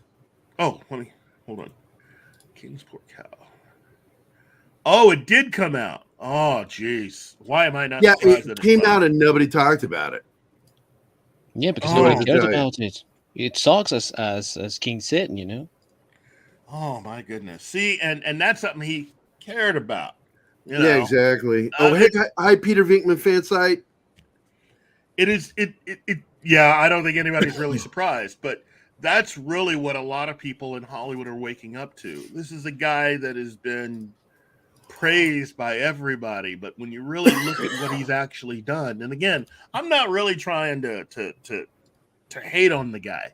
He's done a few things that I kind of like, but overall, I got to at least be honest. When you want to honestly look at what he's done over these last 10 years, I mean, he's really sucked the life out of fandom, and it's taken a lot of money. He's gotten paid a lot of money, and look at the result of what he's done. And even though he's not getting paid, Keith, he continues wreaking havoc, you know, because now the guys that are the showrunners to the Lord of the Rings of Power thing over at Amazon, they were his pupils, you know, they worked for him. So, and he also gave them advice and encouragement when they got this gig. So he continues with his influence, destroying stuff, you know. Well, but also people keep forgetting Matt Reeves is one of his guys. That's his boy. You know, and the thing about Matt Reeves that I keep going back to is that Matt Reeves made a big show out of rewriting Ben Affleck's Batman script. Remember, when he got hired, he was hired to direct the Batman, but it was the script by Ben Affleck. Yeah. Okay. Well, then he made this big thing about, well, you know, since everything's falling apart and Ben doesn't want to do this, I need to take time out to rewrite this. Yeah. So, as we've learned since then, it wasn't just him. It was him and two other guys he got together with to basically write what eventually became his version of the Batman. Yeah. And that is a bad script. I mean, that is bad. That thing needs another 2 to 3 passes. You know, the horrible movie. Oh, yeah, it was. God, it was. And again, he rewrote it. This was his big thing. I'm a big Batman fan. I love the comics. I mean, go back to all the interviews he gave. And it took him, It took him an almost additional year before they even started filming on it. So you're delaying this movie. You have all these stars waiting. Then you have COVID. Then, you're spending all this money. And this is your script. This is what you came up with. And now it's no wonder that Zaslav and his people have notes about the sequel. It's like, okay, well, first of all, your next movie, you better make sure that to basically write in some chemistry with Robert Pattinson and Zoe Kravitz. You know, they had none. Those two had absolutely no chemistry in that movie. I'm not saying anything about their acting ability. They're great actors. I love both of those guys. They had no chemistry. None. They want the film not to be as dark. But the big thing is that Zaslav made sure to draw a line there. And it's like, look, I'm all for you making this movie as long as you make it for $70 million or less. Now, people want to know, you know, some people are still wondering, why did Zaslav say 70 million? Well, I know exactly why he said 70, because that's how much Todd Phillips spent on Joker. Yeah. He wants the same magic. It's not about having the same magic. You should be able to make this. I mean, look, Matt Reeves, all he talked about with the Batman is like, I want to see Batman as a detective. We've all seen this big superhero stuff. I want to try to scale it down and make it more about him being, because that was his whole spiel. That was all he was talking about. And yet, look at how much money he spent. That budget was right up around $200 million. And yet he didn't manage it, because that one is not really a detective when everyone is doing his job for him, you know, even the criminals like the Penguin. So he didn't accomplish what he was set out to do. So I'm thinking, you know what, Zaslav's right. Again, Yeah. you should be able to look. You've got the costumes. Okay, you've already got the sets. You've got the car. There is nothing more you need to be spending any money on. $70 million is about right. If you cannot make Batman 2 for about $70 million, you don't want to make that movie. And that's one of the caveats. You know, these are not really suggestions. These are the things you're going to have to deal with the sequel. That's the reason why you've got these people online, especially on Twitter, that want to celebrate the fact that, hey, Batman 2. Well, yeah, but guess what? That's the reason why you're only seeing Matt Reeves talk about, well, we're still writing. Well, they're still having to adjust to the fact that they're not going to have another $200 million to play with. If you truly think that the Batman should be a detective, and I agree with that, he should be, why do you need $200 million to do that? Yeah, it's too much. It's way too much. You know, scale it down. You know, that's all. Just scale it down. You can have your movie, but scale it down. And in this case, it's possible because it's like a sequel that they were all expecting to make. It's not like, for example, with George Lucas that even mentioned at one point that when they did Empire Strikes Back, they had to spend even more on budget because everything was destroyed from the previous film because they didn't know that it was going to be so successful. Yeah. So it's not the same case here. You also have these people arguing, it's like, well, the Batman made $770 million. You know what? You're right. It did make $770 million. You just spent $200 million making the movie. So let's see, by my calculations, your marketing of that film has to at least be another $200 million. So my math is you spent $400 million, which means you need to make how much again at the box office? Oh, wait a minute. You've fallen a little short. Yeah. You know, the movie did make money. I'm thinking they may have spent about 150 on marketing rather than 200. But even with that, that doesn't leave you very much money. Yeah, that's true. You know, so you can crow about $770 million all you want. And some of these fools talking about trying to compare it to Batman v Superman. That's apples and oranges, kids. Okay, $770 million is what you made. But you spent a lot of money to be able to make that film any kind of success. That's reality. Yeah. Each film has to be judged on what it was made for and how much it actually cost. Because in the end, it's about how much money you get back after you pay all your bills. And the reality is, while I'm sure there are a lot of people out there that did enjoy the Batman, the reality is it didn't make that enough money to be considered this all-consuming success, especially since I still see a lot of toys and merchandise and other things out there. People are not really buying it that much. You know? Boring. The movie was too long. It was boring. It was a glad garbage bag, and I'm sorry, because when I watched this the first time and I was sitting there, I'm like, this is so out of Batman. It's not even Batman. The criminals aren't knocking on the door, aren't opening the door for you. Guess what you do? Go up to the window and break through. You use your intellect. If this is the world's greatest detective, do you think he would not detect another way into a club and get right to the head man? Hello, girl got cookies. Hello, Batman here. This is the excuse they kept using for anything that you found wrong in the movie. It's only his second year. But that doesn't matter, Keith. Let's look at the delivery of the whole scene we're seeing. The criminals are terrified. They're looking at the alleyway in the darkness, right? Remember that scene? And then all of a sudden, he's Captain Gold Guy in a Batman costume. Why is there a fear in one scene, and then there's a lack of respect of that fear in another? That's the whole point. Yeah. As much as he's the great detective, and it's year 2, guy has standing. Criminals know who he is. It is the shadows. Look at the way Keaton was delivered in Batman 89. When they were talking about the bat and they showed up and it's like, what are you? Batman. I'm the Batman.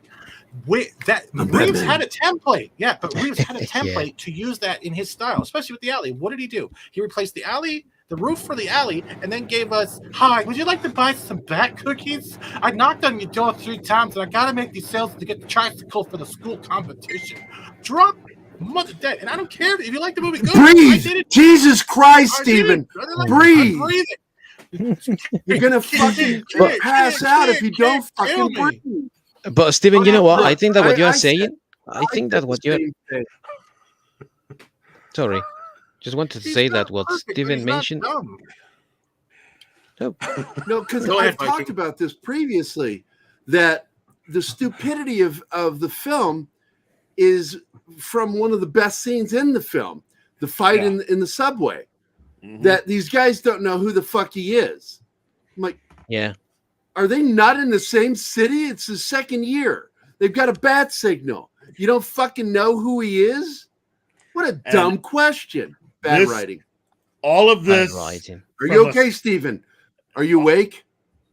I let Viking jump in. That's what I was trying to do because I was sorry, mate. I know, man. You were like you were getting up high because you're running out of air. No, it's not. I'll let Viking go. It's not that. It's just the last time I talked about Batman and actually gave this type of criticism, which isn't crapping on it, saying it's just woke or all that crap.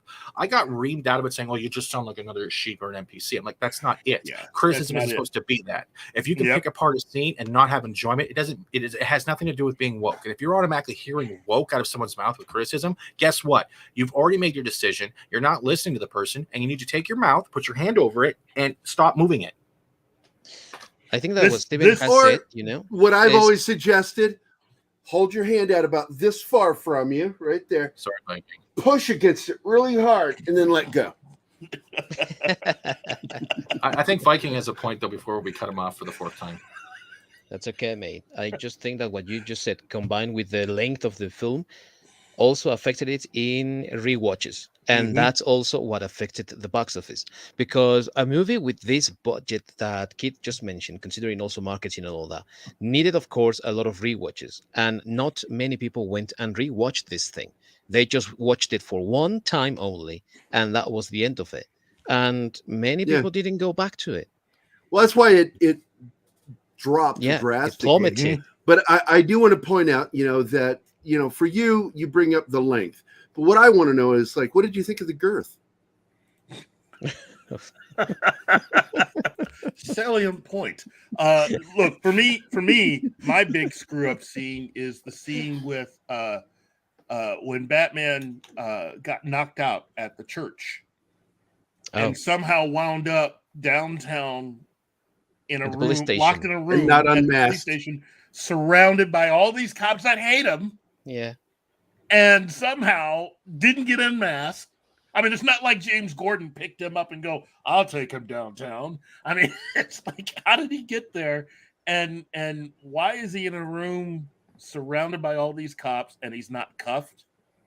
And all this stuff, it's like, this makes absolutely no sense.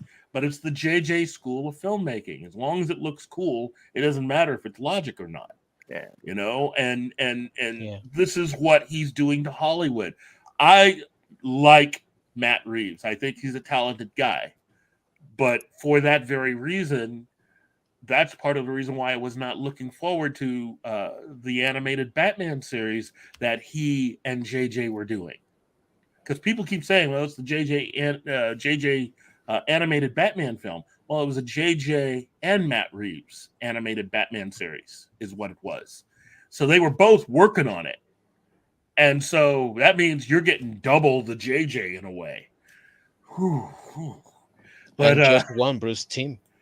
Yeah, and Bruce Timm's not really the Bruce Timm that he was in the 90s. I think we need to congratulate Gary for that one, because he was the one that kept saying that. It's like, how do you know this guy's still the same way he was?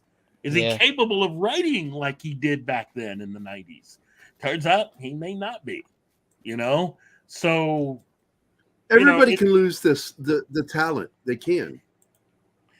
Hey, and by the way, the term you're using, Kings, I understand you like the movie. We're not saying that you can't like the movie. All I'm saying is, if I enjoyed the film, Keith enjoyed it too. I can understand Zaslav's point of view.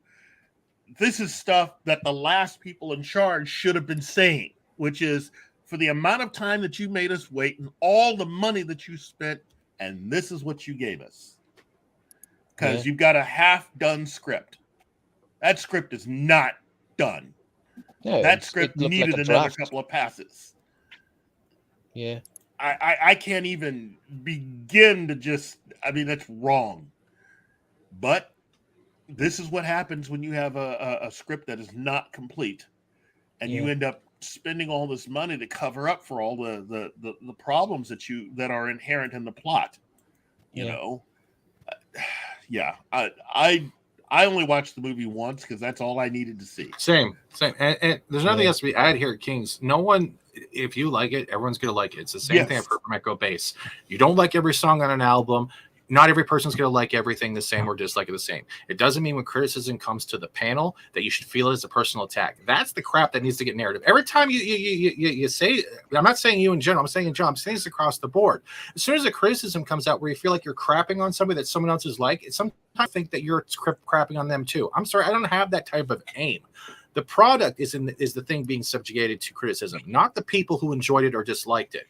And if anyone tries to take those opinions or those likes or dislikes and try to villainize or promote you up as a hero, those are not people that are there for the concept of criticism. They're there because they're yes men. And that is an amazing cast. I've been saying that since the movie was announced. And when I saw it, I love that cast. That's a great cast for a movie. I just feel bad that for all of the time that was spent and for all the money that was spent, and that's what we got. Yeah, because they felt wasted and their abilities, their acting abilities were not really taken advantage of. That's how it feels. I mean, seriously, it's like, that's it? That's all you got? You know, dude, you blew your wad on something that just wasn't that amazing. It should have been amazing. It should have been mind-blowing. Yeah. You know, everybody that saw that film, I mean, you should have felt the need to at least have a cigarette afterwards. And yet, nothing. Everybody walked away partially satisfied, if at all. You know, I mean, it should not be that way. It's like going. Sorry. I was all set to see a version of Batman that had never been seen before. That was what Matt Reeves sold me. He sold me that this was meant to be a detective film. And what I got was a lot of plot holes and me actually writing a better movie in my head while watching it than the movie that I had paid to go see.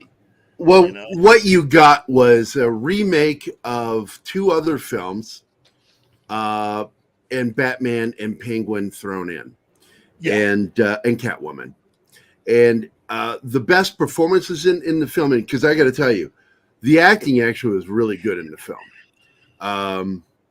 You know what? I liked the film. I thought it was a good adaptation of the character I love. I was satisfied. I smoked a cig afterwards. Oh, that good. Okay. When I watched it, it felt like I went home with the last chick at the bar, and I still didn't get any. She just needed a place to sleep. No, first of all, the Riddler is all he is the character from the San Francisco serial killer. That's all he was. Yeah. He remade them. He remade two films in one film, Seven and Zodiac. Yep. And that's all that movie was those two films. And and then he's like, and we'll throw Batman in. We'll spice it a little. It's the same fucking movies. That's it. But then he did stupid shit in there, because if you're going to do that, then make it a world where Batman makes sense, not where he's walking up to a door in costume. It's Batman. Let me in. It's Batman. Let me in. Batman. That's so fucking dumb. I want to drop an action movie, and this is from 2019. I don't know if you guys have seen it. It's called Saho, Saaho.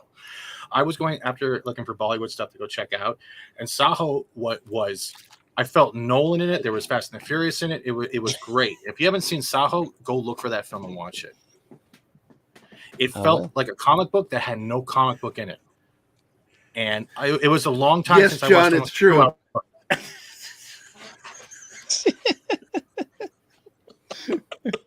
Velma's a better detective. At least she takes your top Far off. better. Yeah. I mean, that scene where Oh my God, the makes fun of Scooby-Doo Batman porn and Gordon, is amazing. that scene is just, oh my goodness. The best joke in the film, the best joke in the film is so unintentional. When Bruce looks over and he's in jail, he's in the jail, and he's over there with Gordon, and he looks over his shoulder and he whispers to him. He says, "Who's the guy? Who's the cop with the broken nose and the mustache?" And the funny part of that is Gordon turns to look, but he is also a cop with a mustache that's about to have a broken nose because Batman punches him right in the fucking face. And I'm like, what? That's a fucking joke. It's like clearly a fucking joke that he didn't even realize he made when he wrote that. It's like, who's the cop with the mustache and a broken nose? And fucking punches Gordon right in the fucking nose. I'm like, God, that was fucking funny. For all the work that Matt Reeves did with Planet of the Apes, his version of it, I expected that level of competency with this movie. I guess that's what I was disappointed in, the fact that I didn't get that level. You know, you're right. It still has one of my favorite scenes in the film. You are muted, mate. I know, fuck, Jesus Christ. I fucking heard the thing pop. That's why I got the funny look on my face. I'm like, it popped. There's a short somewhere that's causing that. It's really weird. But anyway, the chase scene, going after Penguin, is absolutely one of my favorite moments in the film. It's almost like a movie all by itself.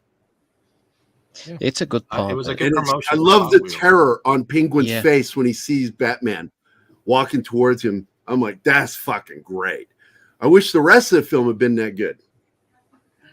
But what Steven is saying is true. It looked just like a marketing device, you know, and it's again the same school of filmmaking that Abrams always has. Show them spectacle and don't worry about any substance there, you know. Like Star Trek. Very all well of said, yeah. And stop. Just again, there was a time I can remember when I really, really, really just thought that JJ was something kind of special.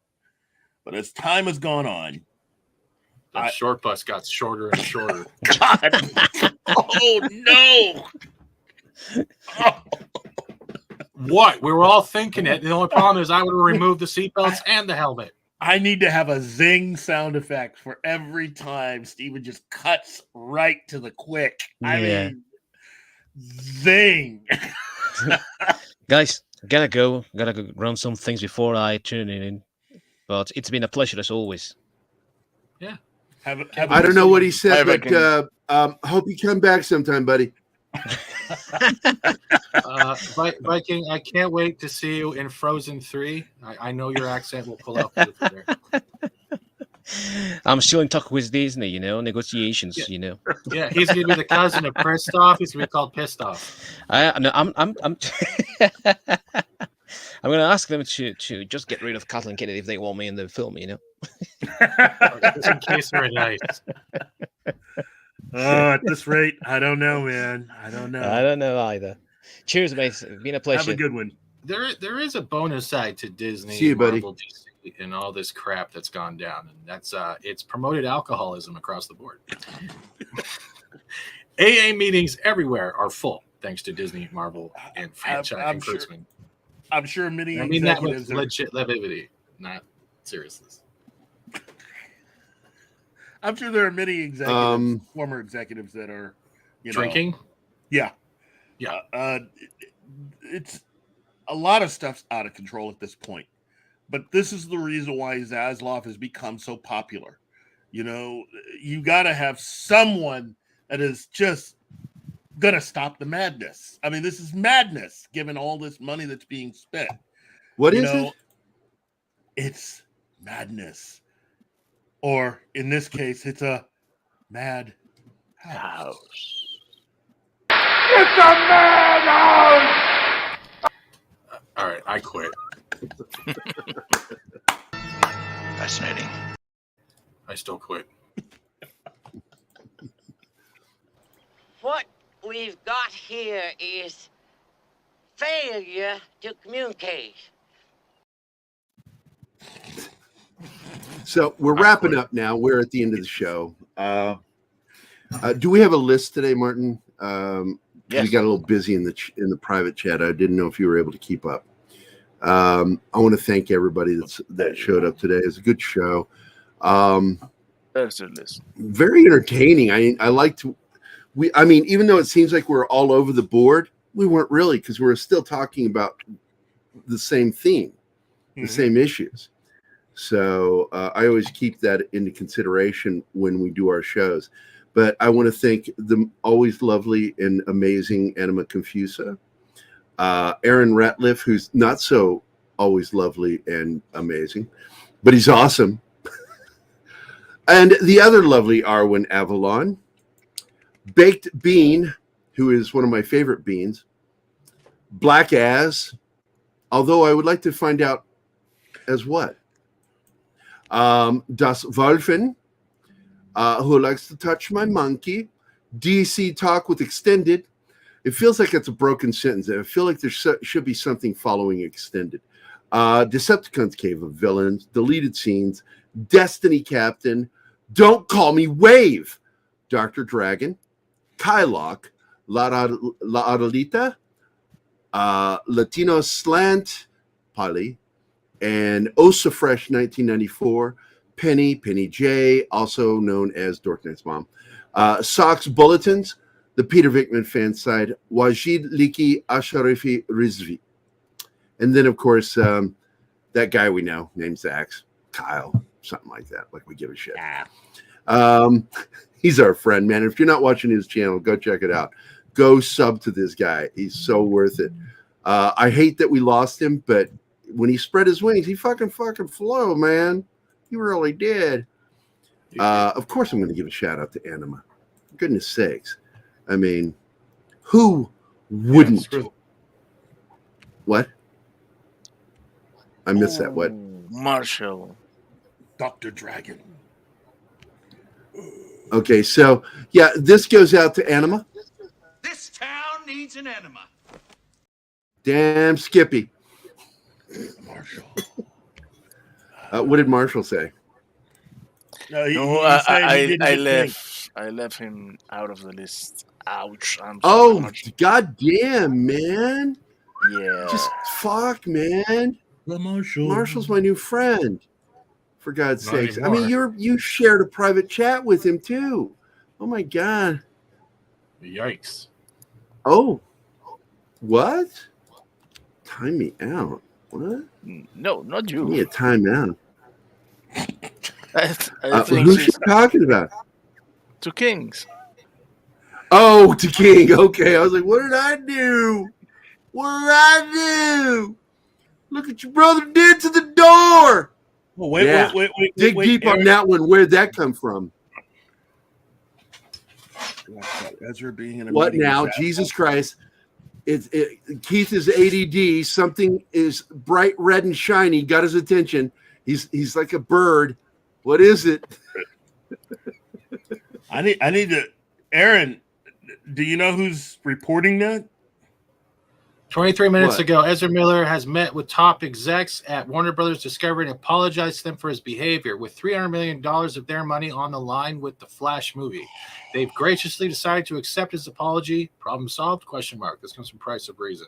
No actual article listed just yet. It's just I'll believe it when I hear it from Mikey or Sil.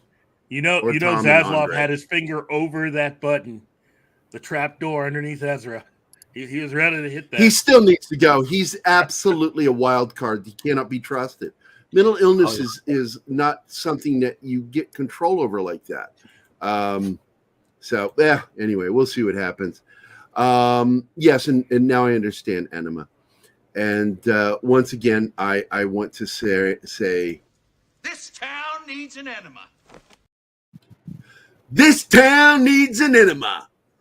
Anyway. Where does he get those toys? Don't just stand there, Bob. Go ask him. Anyway, me doing Jack shit. So I want to thank my buddy Steven Seagal for being here. I love you, buddy. I love doing the show with you every Friday. Thank you. My partner in crime, Keith Moncrief. There are a few things that you can say about Keith Moncrief, but I have a video that says it all. I am more than content with what Mr. Moncrief said. His voice alone inspires one with absolute credulity. There you go. That's not gay at all. Don't forget to sub to my channel, since Gary forgets people on the panel have channels. Hi there. Hi. You can sub to my never channel. forget. It's great.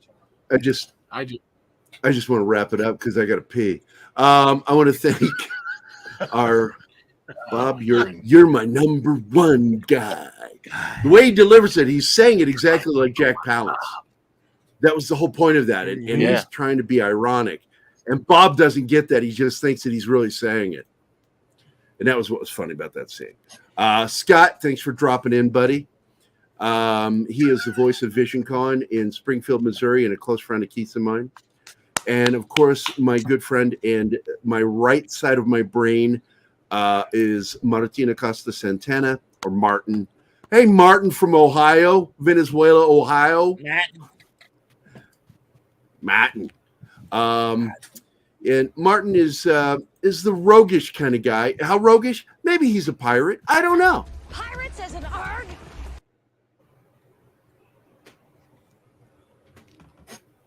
Okay. It's hard to tell. It's hard to tell. So, but I want to thank everybody for being here. Great show. Keith, stick around for after the show so we can talk a little more. And but with that, we're going to fuck off and go. We got to talk business. I've got a meeting on Sunday for us with Dina about sales. So we are out of here, guys. See you tomorrow with Saturday Morning Fun Time. Wish you all a great Friday. And don't forget, Friday Night Tights is coming up. Well, it's actually started already. It started about 30 minutes ago. So go enjoy that. And thanks for sticking around. Bye, guys. Hey, guys. Thanks for watching Pop Culture Munfield.